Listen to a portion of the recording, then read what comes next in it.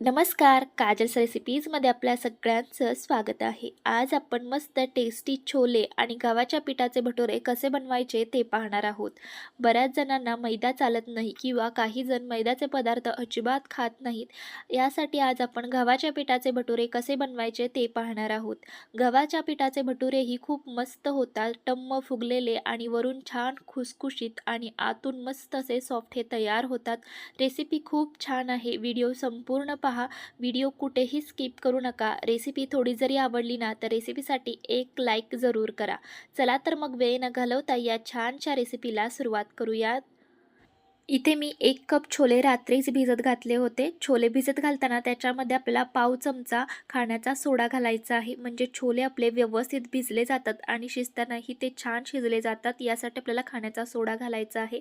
सकाळी त्याच्यामधलं पाणी काढून घ्यायचं आणि दुसरं पाणी याच्यामध्ये घालायचं आहे आणि नंतर ते शिजायला ठेवायचे आहेत. त्याआधी याच्यामध्ये मी काही खडे मसाले घालत आहे. इथे मी 2 वेलची, 2 लवंगा आणि 1 तुकडा दालचिनी घेतलेली आहे आणि थोडंसं मीठ घालायचं आहे. इथे मी हे डब्यामध्येच कुकरला शिजत घालणार आहे. तुम्ही डायरेक्ट कुकरलाही छोले शिजवून घेऊ शकता. हा छोलेचा डबा आता आपण कुकर लावून कुकरच्या एक 5 ते 6 शिट्ट्या आपल्याला करून घ्यायच्या आहेत. तुम्ही तुमच्या अंदाजानुसार छोले शिजण्यासाठी तुमच्या कुकरला किती शिट्ट्या द्याव्या लागतात त्या अंदाजानुसार तुम्ही शिट्ट्या करून घ्या. छोले आपले शिजत आहेत तोपर्यंत आपण भटुऱ्यासाठी लागणार जे पीठ आहे ते मळून घेऊया. यासाठी इथे मी या भांड्यामध्ये 2 कप गव्हाचं पीठ घेतलेलं आहे. जे आपण चपाती बनवण्यासाठी गव्हाचं पीठ वापरतो ना तेच इथे मी गव्हाचं पीठ घेतलेलं आहे. 2 कप इथे मी मोजून घेतलेलं आहे. याच्यामध्ये आपल्याला अर्धा कप बारीक रवा घालायचा आहे. त्यासोबत 1 चमचा साखर, इथे मी मोठी साखर घेतलेली आहे. तुमच्याकडे जर पिठी साखर असेल ना तर तुम्ही ते पिठी साखरसुद्धा वापरू शकता. चवीनुसार मीठ घालायचं आहे आणि अर्धा कप आपल्याला दही घालायचं आहे. दही थोडंसं आंबट असेल ना तरीही चालेल. त्यासोबत याच्यामध्ये आपल्याला 1 छोटा चमचा बेकिंग पावडर घालायची आहे आणि 1 छोटा चमचा तेल घालायचं आहे. सगळं व्यवस्थित मिक्स करून घेऊया. दहीमध्ये आपलं पीठ कितपत भिजलं जातं आहे याचा आधी अंदाज घ्यायचा आहे आणि नंतर थोडं थोडं पाणी घालून आपल्याला हे पीठ व्यवस्थित असं मळून घ्यायचं आहे. व्यवस्थित मिक्स करून घेऊयात आणि हे पीठ मळताना आपल्याला एकदम घट्ट असं मळून घ्यायचं आहे. म्हणजे आपले भटुरे तेलकट होत नाहीत. मऊ अजिबात मळायचं नाही. जसं आपण पुरीसाठी एकदम घट्ट पीठ मळतो ना त्याच पद्धतीने आपल्याला हे पीठ मळून घ्यायचं आहे. इथे मी हे दह्यामध्ये व्यवस्थित मिक्स करून घेतलेलं आहे. आता आपण थोडं थोडं पाणी घालून हे पीठ व्यवस्थित मळून घेऊयात.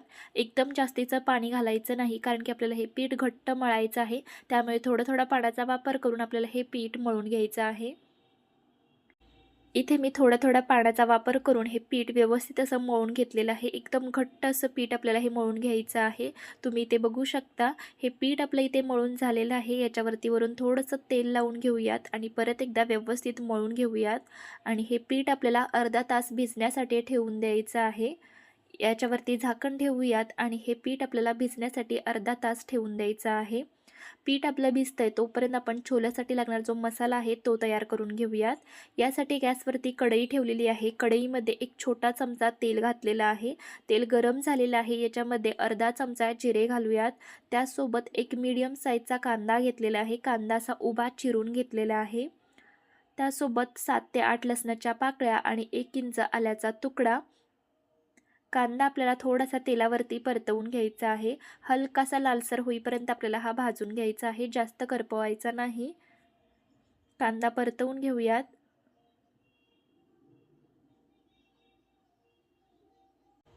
कांदाही इथे आपला छान असा परतला गेला आहे. असा हलकासाच आपल्याला कांदा परतवून घ्यायचा आहे.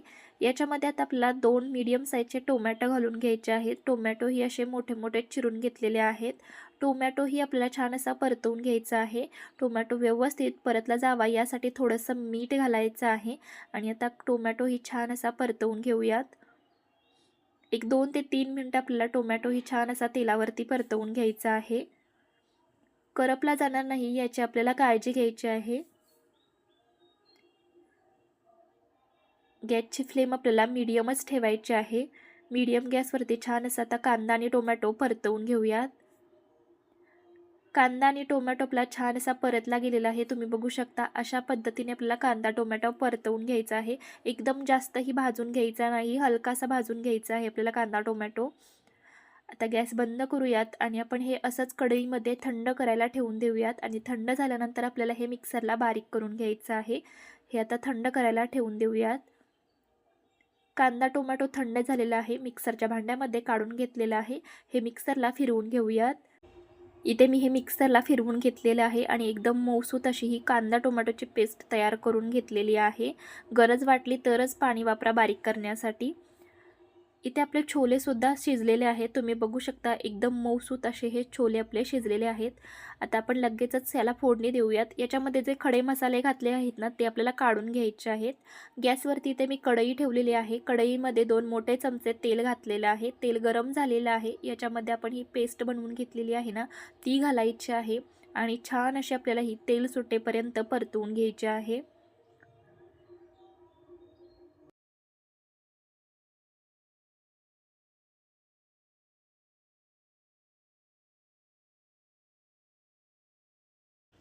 इथे तुम्ही बघू शकता छान असं हे मी तेल सुटेपर्यंत परतवून घेतलेलं आहे. याला तेल सुटलेलं आहे. याच्यामध्ये आता आपण काही मसाले घालून घेऊयात. इथे मी 1 चमचा काश्मीरी लाल मिरची पावडर घेतलेली आहे. त्यासोबत 1 छोटा चमचा घरगुती लाल तिखट घेतलेला आहे. अर्धा चमचा धने पावडर आणि पाव चमचा हळद घेतलेली आहे आणि 1 मोठा चमचा छोले मसाला घेतलेला आहे. आणि मसाले करपू नये यासाठी आपल्याला याच्यामध्ये थोडंसं पाणी घालायचं आहे. आणि मसालेही आता आपल्याला छान असे तेल सुटेपर्यंत परतवून घ्यायचे आहेत. मसाले करपले जाणार नाहीत याची आपल्याला काळजी घ्यायची आहे. थोडंसं पाणी घालायचं आणि छान असे हे मसाले तेल सुटेपर्यंत आपल्याला परतवून घ्यायचे आहेत.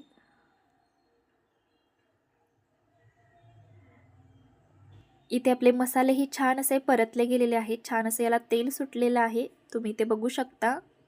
याच्यामध्ये आता आपण शिजवून घेतलेले जे छोले आहेत ना, ते घालूयात आणि व्यवस्थित आपल्याला हे मिक्स करून घ्यायचं आहे.